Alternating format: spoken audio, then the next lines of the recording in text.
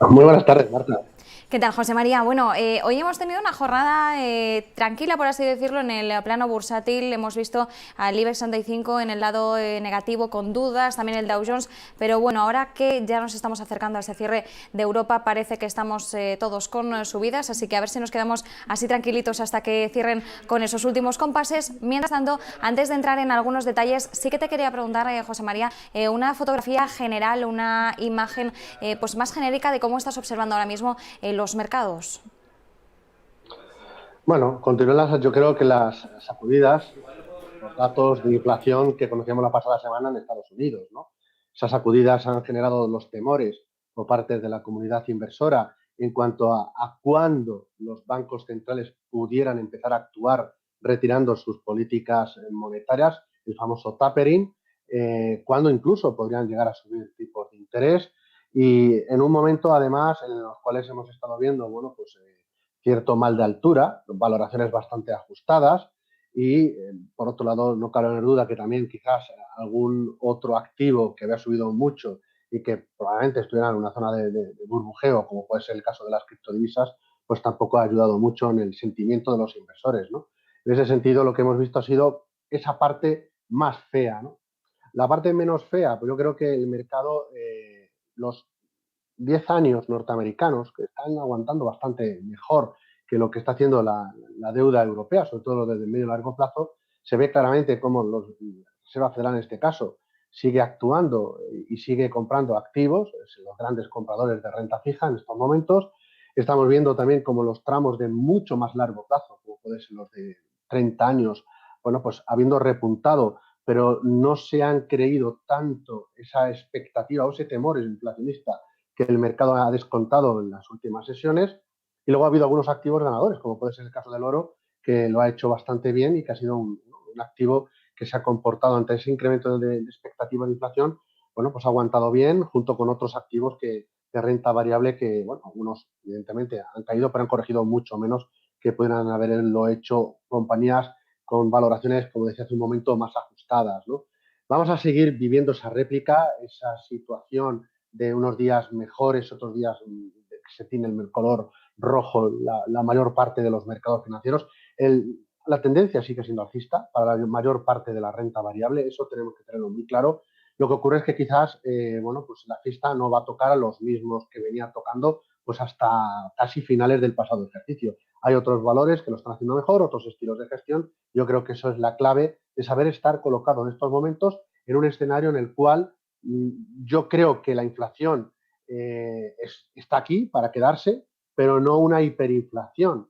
Con lo cual, si no estamos en una situación de hiperinflación, es decir, que la inflación en la subida que hemos visto la pasada semana, yo creo que fue algo más transitorio, podemos todavía ver un mal dato de inflación cuando cerremos mayo, cuando lo conozcamos en junio, que quizás meta incluso un poco más de presión a la Reserva Federal y vuelva a generar miedos en los mercados financieros, pero insisto en que yo creo que según vayamos avanzando el año, yo creo que hay las suficientes fuerzas deflacionistas y probablemente algunas de estas fuerzas que en estos momentos están ocupando los precios a alta, que quizás pierdan fuerza. Es decir, yo no veo a los metales industriales subiendo de la misma manera que lo han hecho pues, no sé, en los últimos meses. Hoy por hoy el mercado laboral sigue dista de estar en los niveles prepandemia, por poner un ejemplo, ya no solo en costes, sino incluso en personal empleado. Y, bueno, pues hay otras fuerzas también, como digo, por ejemplo, la propia digitalización, que precisamente inflacionista no es más bien deflacionista, ¿no?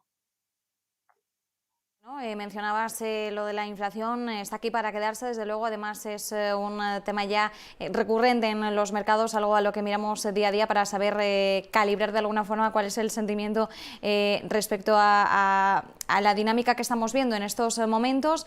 No una hiperinflación, sí que te quería preguntar respecto a las actas de la FED, que conocíamos este miércoles, unas actas que tenemos que tener en cuenta que se trasladaron, se redactaron en un momento en el que todavía no conocíamos ese dato de IPC de Estados Unidos, pero sí que ya veíamos una dinámica algo distinta en el seno de la Reserva Federal, viendo también pues una división, ¿no?, en cuanto a posturas de si es ya el momento de empezar a levantar un poquito el pie del acelerador, por así decirlo, de esa inyección de liquidez en la economía. Algunos ya apuntaban a empezar a frenar esa compra masiva de bonos. Estábamos hablando hace unos minutos, nuestra compañera Raquel hablaba con Juan Ramón Caridad y él decía, bueno, hay que distinguir por un lado entre el tapering y el tightening, pero en cualquier forma de lo que hablamos ahora no es de una retirada completa de estímulos, sino más bien del concepto de dejar de inyectar dinero, liquidez en estos momentos, y en cualquier caso la retirada de estímulos va a ser bastante progresiva. ¿Cómo contemplas tú todo este entorno, todo este contexto, José María? Bueno, lo contemplo en un escenario obvio, lógico y normal, mirando sobre todo si lo comparamos como estábamos hace un año, ¿no?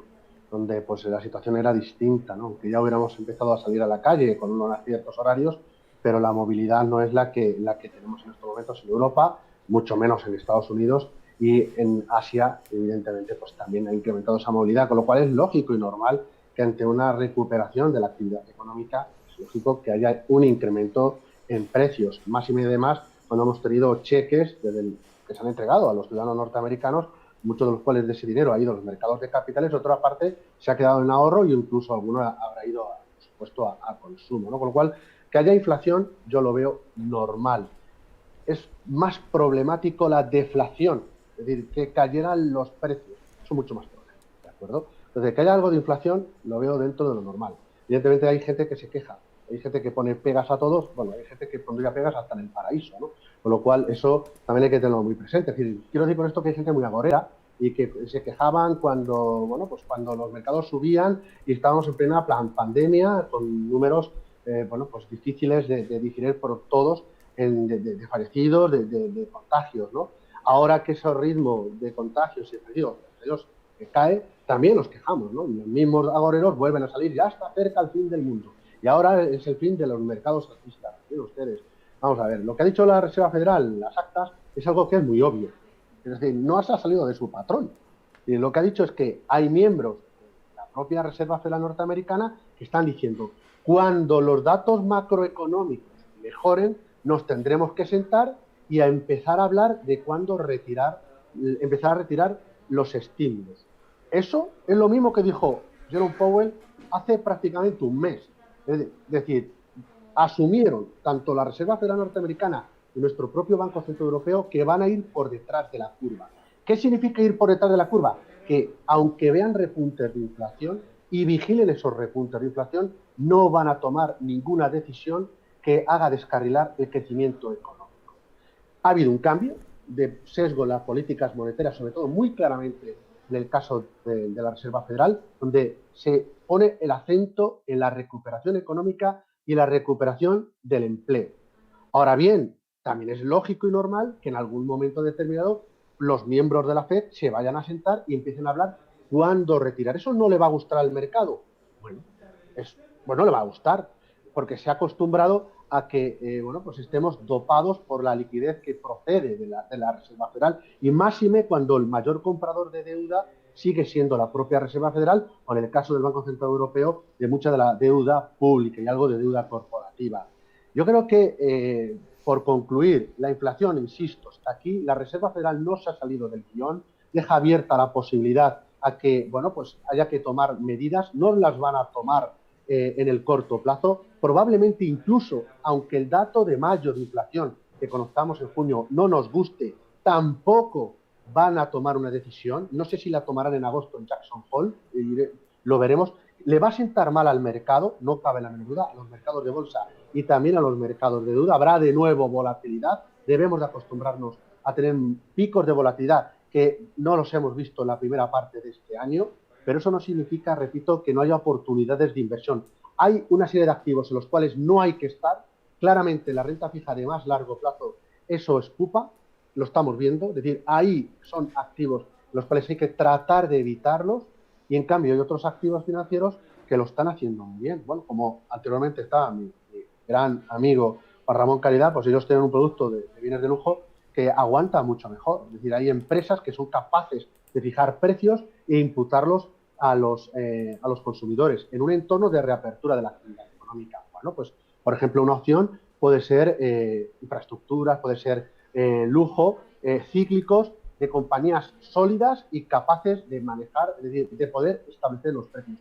Otra opción es el oro, lo decía antes, es decir, hemos visto cómo el oro ha actuado como refugio y ante la subida de la expectativa de la inflación, de forma además bastante vertical en Estados Unidos, lo ha hecho bastante bien. Entonces, yo les animo a ustedes que tienen distintas opciones, es decir, y que por supuesto lo valoren con un buen asesor financiero, pero desde invertir en oro físico, invertir en ETFs de oro, invertir en renta variable de mineras de oro, o hay una opción incluso para inversores menos agresivos, que es algún mixto de bolsa, que compra tres partes que para mí, con esto concluyo, y si no me enrollo mucho, que para mí es clave. Cíclicos, protección con liquidez ante picos de volatilidad y oro ante un escenario de repunte de inflación. Veremos si es transitorio o no lo es, pero esa combinación en un mixto de bolsa puede ser una combinación muy interesante para lo que nos queda de ejercicio. Vale, pues tomamos nota, oro, cíclicos y José María, ya entrando un poco más en detalle en algunos fondos concretos. Bueno, mencionabas GAM, ¿no? Porque teníamos a Juan Ramón Caridad hace unos instantes. ¿Qué tipo de fondos ahora mismo deberíamos tener en cuenta a la hora de diversificar nuestro patrimonio en un contexto, en un entorno de mayor inflación? Pues mirad, cualquier cartera en estos momentos, o sea, los cuatro pilares en los cuales yo les diría a todo el mundo que estuviera ahora mismo concentrado sería, uno, gestionen bien las emociones, no se deje llevar ni por los apocalípticos o por aquellos de aquí no pasa nada, ¿de acuerdo? Segundo, estén muy bien asesorados. En tercer lugar, miren hacia el mundo post-COVID, no se queden en el pre-COVID ni en el inter-COVID, sino en todos aquellos sectores que van a funcionar bien en el mundo después del coronavirus. Y en cuarto lugar sería estén apoyándose en fondos que lo hagan bien en un escenario inflacionista. ¿Esto qué se traduce? Infraponderen la renta fija. Yo creo que la renta fija en estos momentos hay que estar en productos muy defensivos, de deuda de muy corto plazo. La renta fija es muy compleja en estos momentos. Un ejemplo de un buen producto puede ser un Dunas Valor Prudente o un renta fija flexible puede ser el Buy and Hold renta fija. Ahí dejo dos ideas. Sobreponderen productos de cuasi liquidez, uno podría ser ese Dunas Valor Prudente, pero habría algunas otras opciones de productos muy defensivos de retorno absoluto, no sé, un Peter Atlas, por poner un ejemplo, para que nos pueda defender en un escenario de mayor volatilidad. Y la parte de renta variable, como les estoy diciendo, mantengan ciertos fondos growth, pero también, repito, denle peso a algunos fondos cíclicos. En este sentido, seguimos viendo bien el sector industrial. Pues ahí Fidelity Global Industrial puede ser una opción.